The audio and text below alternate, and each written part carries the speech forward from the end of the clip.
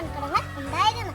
എല്ലാ ദിവസവും അദ്ദേഹം പുഴയിൽ പോയി ആ 2 മൺകുടങ്ങളിലും വെള്ളം നിറച്ച് വീട്ടിലേക്ക് കൊണ്ടുപോകുമായിരുന്നു. അങ്ങനെ ഒരു ദിവസം കൃഷിക്കാരൻ വെള്ളം കോരുന്നതിനിടെ ഒരു മൺകുടം പൊട്ടി അതിൻ്റെ ഉള്ളിൽ വിള്ളലുണ്ടായി.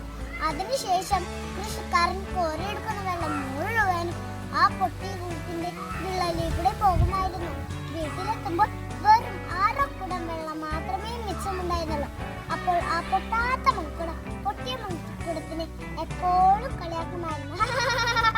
നീ പൊട്ടിയതാണ്, നിന്നെ കൊണ്ട് യജമാനന് ഒരു ഉപകാരവുമില്ല. അധികം വൈകാതെ യജമാനൻ നിന്നെ കളയും. എന്നെ കൊണ്ടാണ് യജമാനന് കൂടുതൽ ഉപകാരം. അപ്പോൾ ആ പൊട്ടിയ മൺകുടത്തിന് ഒരുപാട് സങ്കടം വന്നു. പക്ഷേ ആ പൊട്ടിക്കുടത്തെ കൃഷിക്കാരൻ കളഞ്ഞില്ല. ഒരുപാട് നാൾ വീണ്ടും അതിൽ തന്നെ വെള്ളം കോരുമായിരുന്നു.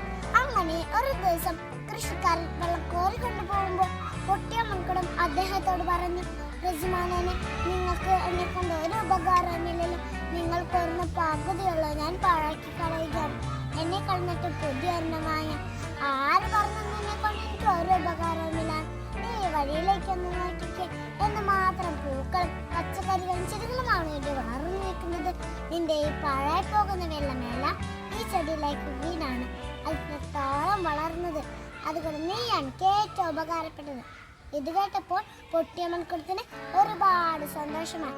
ഇതെല്ലാം കേട്ട് പൊട്ടാത്ത മൺകുടം നാണിച്ച് തല കുനിച്ച് പൊട്ടിയ മൺകുടത്തോട് ക്ഷമ ചോദിച്ചു. ഈ കഥയ്ക്ക് ഒരു ഗുണപാഠമുണ്ട്.